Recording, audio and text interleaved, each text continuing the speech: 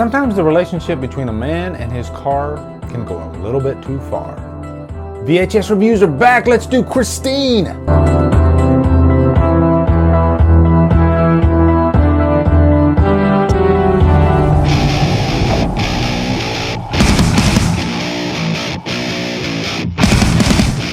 Christine stars Keith Gordon, John Stockwell, Alexandra Paul, Harry Dean Stanton, and is directed by John Carpenter. What is up, guys? Welcome to another VHS review. It's always good to be back doing a VHS review, reviewing a John Carpenter movie, reviewing a Stephen King adaptation. Very exciting. And Christine, I think Christine's highly underrated because I don't hear people talking about it as much, but when you watch it, man, this is just pure dyed-in-the-wool John Carpenter at its finest. I freaking love this movie, and it's weird because I think it's underrated in terms of my viewing as well, because I don't watch it as much as I watch other Carpenter movies, like Escape from New York, or of course Halloween. But Christine, it holds up. I think it's like just as good. It's A-level Carpenter all the freaking way. I mean, the production is there, so looking forward to jumping into this review. And also, I got to give a shout out to John Strunk. He has reminded me quite a few times that I need to be reviewing Christine. So now, John, here's your review, brother. So anyway, let's start off with a quick plot synopsis, okay? Our main character, Arnie, played by Keith Gordon. I was a big fan of Keith Gordon back in the day. But, he was in a few others like Jaws 2, Back to School, Dress to Kill. He had quite the resume back in the 80s, and I think he's a really talented actor, and I think maybe he just had like an abrupt halt somewhere along the line. But, he was one of those actors that had like that it factor. There was just something magnetic to the guy, and he was perfect for Christine to play this guy who would start out as this nerd and eventually become what he became by the end of that movie. But he has this friend named Dennis. And Dennis, I like when they have movies that have friends that are on different sides of the tracks, because Dennis is a football player, he's more popular, but he's great friends with Arnie. And that does happen, and it's cool when you see that in movies, actually, because it's just more realistic. But there's a funny scene in the beginning, too, where like Dennis is telling Arnie that he just wants to get him laid. Huh? I need a girl to get laid. Well, what about Gail Justin, huh? Oh, Gail just in case? No, I don't like her mustache. Fuck. And eventually, Arnie sees Christine. He wants to get this car, and there's something about the car that just attracts him, draws him in. And he becomes obsessed with the car. And he realizes that Christine's not like any other car, and it ends up regenerating itself from old to new, and looks like this glorious 58 Plymouth Fury. What a beautiful freaking car. But the car has a relationship with Arnie, and Keith Gordon actually treated the car like a woman. Like that was his acting approach to the movie. In order to make this feel real, I'm going to act like this is actually a woman. And you can see that in his performance if you break it down. If you look at the way he talks to Christine. Come on, baby. Please. It's all right. Everything is the same.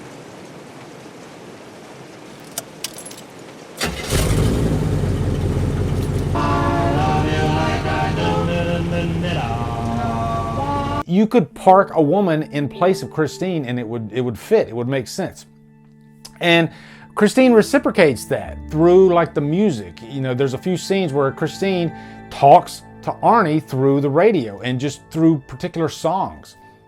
It's just a really interesting dynamic, and one that you never see in movies. So it's deranged, it's cryptic, it's creepy, but also kind of sentimental. You kind of buy their relationship, and that's because of Keith Gordon's great acting. Now, his relationship is an unhealthy one, and it is a dangerous one. And of course, there are these bullies, because this is a high school movie. They're seniors in high school, but there's these bullies that are bullies for bullies' sake, and they are picking on Arnie, and eventually, push comes to shove, and they try to destroy Christine.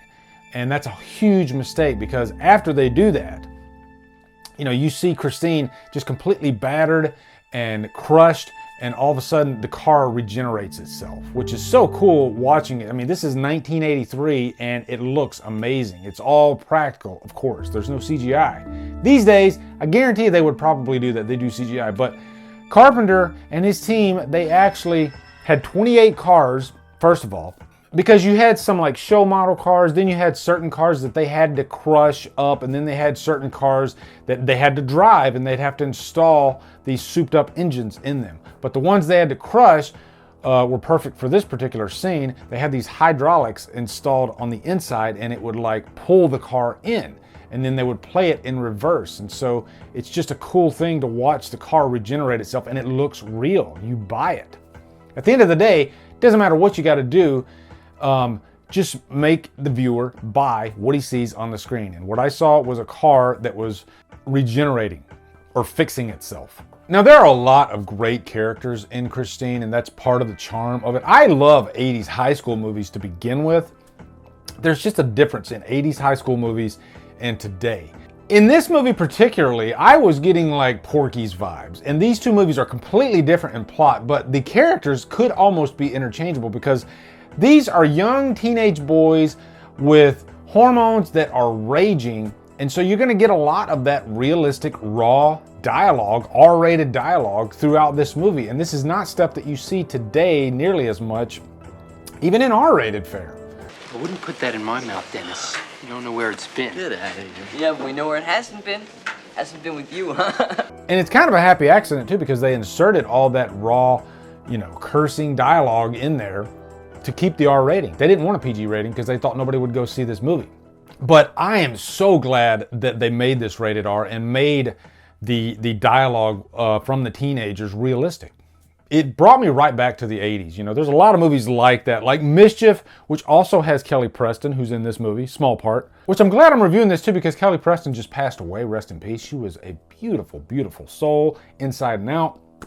And Mischief, if I could sidestep, is one of those movies that was kind of like a coming of age movie for me. Let's just say I kind of found my puberty after watching Mischief. And it had a lot of the same like kind of dirty dialogue that this does. Probably even dirtier. But also there's this character named Lee, played by Alexandra Paul. She's a new student at the school. And she starts dating Arnie as soon as he gets the car. Any young kid with a car that looks like Christine is going to attract some female attention. And Christine really gives Arnie his mojo. He's not the Arnie that he is at the beginning of the movie. He's got confidence now. He's got this awesome looking car. And so he ends up going out with Lee. But eventually he doesn't even treat her right. He's so obsessed with Christine, and anything that gets in the way of that is a major problem. And it gets in the way with his friendship with Dennis as well. And eventually Dennis and Lee end up in a relationship together. I don't know if they actually get into a full-fledged relationship, but they come together in the last half of the movie to try to stop Christine and save Arnie. Now let's talk about the car itself, Christine. Why is Christine so interesting? Well, it's a supernatural car. It's an evil car. The book itself, it has a little bit of a different backstory. Christine's previous owner, Roland, became obsessed with the car like Arnie, and his wife and child ended up dying in the car. This is in the book. Probably the only thing my brother ever loved in his whole rotten life was that car. No shitter ever came between him and Christine. If they did, watch out. And in the movie, there is a previous owner that actually died. But in the book, Christine becomes evil because of what happened, because of Roland's family dying in the car. That kind of made Christine evil. In the movie, right off the assembly line, Christine is evil. And it's kind of like Michael Myers. There's no reason. He's just evil. And I kind of like it that way, actually. Evil is just born. And you can compare this to Carrie a bit, because Carrie is about this geek who is bullied in high school, who eventually discovers this supernatural power. Of course, Carrie, she had the power. In this one, Christine was the power for Arnie. Then they get revenge on the bullies by the end of the movie. Kind of the same plot for both movies. There's also this Detective Junkins, played by the great Harry Dean Stanton. He's the guy that Carpenter would sometimes pull out of his back pocket He was also in Escape from New York, but he's just one of those actors that's just so freaking natural, you know? He just knows how to deliver a character. He's the guy that after Christine does all this damage on the bullies, he comes around asking questions to Arnie. And Harry Dean Stanton fills that role perfectly. Carpenter's direction in this movie gives it that extra oomph. There's something about Carpenter and what he could do to 35 millimeter to just make it glorious and make it beautiful. And I've stated this in the past, but there's just something about what Carpenter can do in the camera, and for some reason it just doesn't happen for other directors. Almost like a presence inside Carpenter's frame that's just Carpenter. It's hard to explain, and it's right there in Christine. Maybe the score has a lot to do with it, but even if you take the score out, there's just something about the way Carpenter, you know, the simplicity, the way he handles his characters, the way he handles his shots. It's all simple. Carpenter was really just a straightforward guy in his directing style and also in his personality. And I say that like every Carpenter movie even has a character in the movie that's kind of like Carpenter. The previous owner's brother is the guy that's at the junkyard that sells Arnie the car. To me, that's Carpenter. He acts just like Carpenter. He's just very matter of fact, just blunt as hell. And, you know, that's just the vibe of Carpenter's movies. And to me, that's why they're special. But also visually, they're just so striking. Like a couple shots really stand out to me. The shot where Lee is in Christine, and Christine is very jealous of Lee, tries to kill her, but just look at the way that scene is filmed with the light inside the car. Carpenter knows how to direct a horror scene, probably better than any other director in history in my mind. And that's just a great example. And then also in the end of the movie when Christine is on fire, that's just a beautifully shot scene, and you're just like in awe of it. It's just amazing looking. No other director can do that for me like Carpenter can. He's just a gift. That's what he is. God bless you, John Carpenter. But also, one scene that I have to highlight, since we're talking about visually striking scenes, and it's probably one of the most pivotal, one of the most important scenes in the entire movie, is the show me scene. When you have Arnie standing in front of Christine, again, like he's standing in front of a beautiful woman, and he says, "Show me." Okay.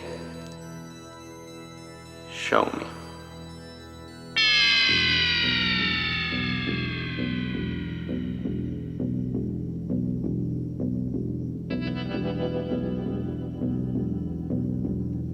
And that is a sexy scene. And it's a weird and deranged thing to say that, but if you watch the scene and the way it's filmed and act like Christine's an actual woman, I don't know, like taking her clothes off, whatever. But it's just a very sexy scene. And I lost a quarter of my subscribers by saying that. Like, what the fuck is Lee talking about? Some of you out there, you know what I'm talking about. Now, Carpenter's score in this movie, it does sound very similar to Halloween 3 for me, for some reason. Not completely identical, but there are just moments, beats, that kind of remind me of Halloween 3. And that's not a bad thing, actually. It suits the movie. It's Carpenter all the way, for sure. And I love the score, but to me, because it sounds so much like Halloween 3, it doesn't like form its own voice, you know? Like, say, Escape from New York, or of course, Halloween. But still a great freaking score. You know, I debated on what score I should give Christine. It was either gonna be a Purchase Worthy or a Trapped on an Island. But you know what?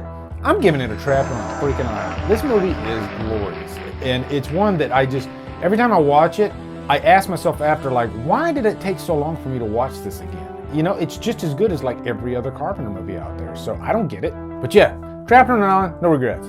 So anyway, guys, let me know in the comments your thoughts on Christine. Looking forward to hearing them. Also, be sure to come over to Killer Flicks, where we talk horror all day and every day, and on Fridays, we do Free for All Fridays. Follow me at Drumdums on Facebook, Twitter, Instagram, and Letterboxd. Anyway, guys, thank you so much for watching. Have a great day, and Drumdum out.